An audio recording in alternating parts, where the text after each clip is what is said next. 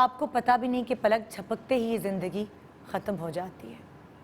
एक और अहद तमाम हुआ।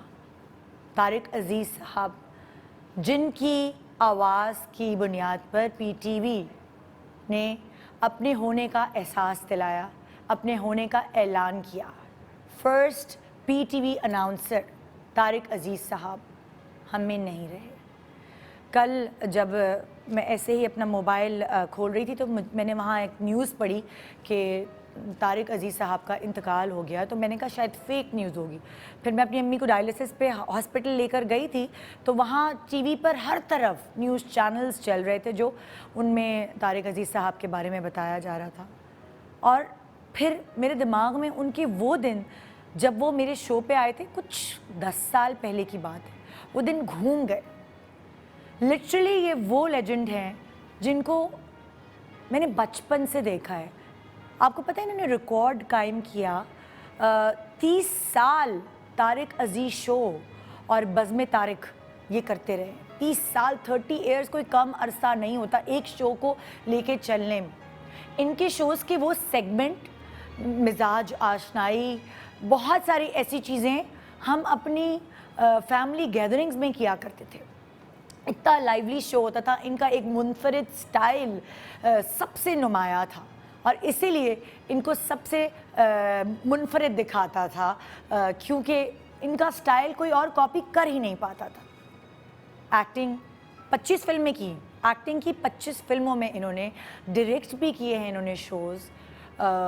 अनाउंसमेंट की पीटीवी की, जैसे मैंने आपको बताया पहले अनाउंसर थे पीटीवी के। बहुत सारे शोज़ किए और सियासत में भी अपना नाम बनाया। इतनी खूबसूरत गुफ्तगू करते थे और इनका विट, इनका सेंस ऑफ ह्यूमर। अगर मैं आपको कुछ अपने प्रोग्राम के क्लिप्स दिखाऊं तो आपको अंदाज़ा होगा कि इनसे बात करके ना सिर्फ मज़ा आता है, इनकी कंपनी बहुत अच्छी थी, लेकिन बहुत सारी चीज़ें सीखने का भी मौका मिलता है साथ साथ। यानी एंटरटेनमेंट और इंफरटेनमेंट का पैकेज एक साथ अगर हम कहें तो सबसे पहले नाम आएगा तारिक अज़ीज़ साहब का। आइए कुछ क्लिप्स, कुछ चुटकियाँ, कुछ थोड़ी सी यादें जो हमने इनके साथ बांटी या हमने इनके साथ दिन गुजारे, हमने इनके साथ इंटरव्यू किया, वो हम आपसे शेयर करते हैं। आइए देखते हैं। मैं ये कह सकती हूँ कि मैंने बचपन से देखा है, हर एज में, हर स्टेज में मैंने नीलाम घर देखा है। ये प्रोग्राम मैंने और मेरे प्रोड्यूसर ने, आरिफ राना ने जी, ये आपके कराची के ये सदर बाज़ार में दुकान दुकान फिर के फ़कीरों की तरह दरजूज़ागरी की कि जी आप एक वो रेडियो दे दें, एक गिफ्ट दे दें, कुछ ये दे दें, हम आपका ये करेंगे, फिर यूं होगा, फिर अब वो साथ साथ गाहकी भी कर रहे हैं। फिर वो कह रहा है तारिक साहब आपकी को बात तो समझ में आती है, ओ काका वो इनको एक बैंड का रेडियो दे दो जा। अच्छा जी हाँ, आपने क्या लेना, आपने क्या। और उस वक्त दिल कट कट जाता था कि या अल्लाह, आखिर हम अच्छे भले लोग एक अच्छे भले इदारे से आए हैं, वो हमसे तमीज़ से ही बात कर लो। लेकिन दिल को ये इत्मीनान था कि एक दफ़ा ऑनियर आ जाने दो, फिर फिर या मैं नहीं या गर्दिश या अफलाक नहीं। नीलाम घर उस दिन तारिक अज़ीज़ शो में कन्वर्ट हो रहा था। अच्छा, नाम बदला जा रहा था वज़ीर आज़म के कहने पर। उस दिन बीबी आई थी, डॉक्टर हाजरा तारिक अज़ीज़। अच्छा माशाल्लाह। अगर सुन रही हो तो अस्सलाम वालेकुम। और आपकी कहाँ मुलाकात, ये तारिक अज़ीज़ शो करते हुए, नीलाम घर करते हुए मुलाकात हुई थी, उससे पहले ही मिल गई थी? अरे कहाँ, क्यों? वो जितनी मिली वो उनकी कतार तो इधर लगी हुई थी।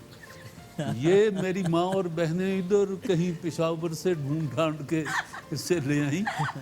वो दोनों का कोई मेल ही नहीं था ना। मैं तो यहाँ था कराची, और कहाँ समुंदर कहाँ पहाड़। आप ये देखें ना, तो बस जिसका जो संजोग मिला दे, कुदरत की मुख्तारी है। ये तो हकीकत।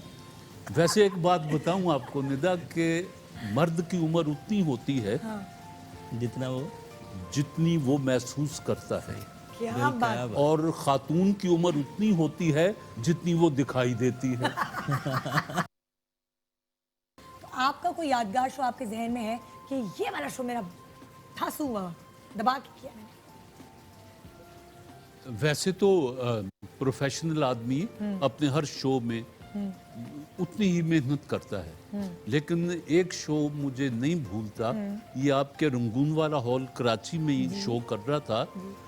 शो बड़ा अपना खूबसूरत जा रहा है, क्लाइमैक्स पर जा रहा है, तो एक औरत अचानक खड़ी हुई, कहने लगी, सरताज, मेरा तो रंग पीला हो गया। मैंने कहा, ये मुझे आवाज दी है? अच्छा, बुर्का सा पहना हुआ, यूं आधी आंखें, वो उसकी बरहना थी। तो मैंने कहा कि ये किसको आपने कहा? कि आपको कहा है। मैंने कहा कि तो मुझे क्यों कहा है कि आप मेरे सरताज हैं? उसके बाद उसने कहा कि मैं फिर अभी कागजात निकाहनामा लेके आती हूँ। वो उस दिन की गई हुई, आज शायद 20 साल हो गए हैं, वापस निकाहनामा लेके नहीं आई। बातें उनकी सुनकर अभी भी इतना ही मज़ा आ रहा है जितना मुझे 10 साल पहले आया होगा। मेरे ख्याल से ये 11 साल पुराना शो है, क्योंकि ये हमारा पहला सेट था जब हमने गुड मॉर्निंग पाकिस्तान शुरू किया था। और जब उस ज़माने में जो जो गेस्ट मेरे पास आते थे, मैं उनसे बहुत कुछ सीखती थी। जैसे आपने भी सुना, तारिक अजीज़ साहब जैसे क्लिप्स में कह रहे थे कि हम खुद जाकर अपने प्रोग्राम के लिए जो तोहफे तहाइफ थे वो जमा करते थे। वहाँ से मैंने इनकी ये बात पिक की थी, और वाकई हमने भी अपने नाजरीन के लिए बहुत सारी चीज़ें खुद जा के जमा की। जब मैंने इनकी ये बात सुनी, मेरे दिल पे लगी। मैंने कहा, इंसान जब अपना शो करता है तो उसको ओन करता है। और वाकई तारिक अजीज़ साहब ने अपना शो देखती आंखों सुनते कानों, तारिक अजीज़ का सलाम, ये आज तक गूंज रहा है और ये गूंजता रहेगा। उनकी एक पहचान बन गया ये नारा।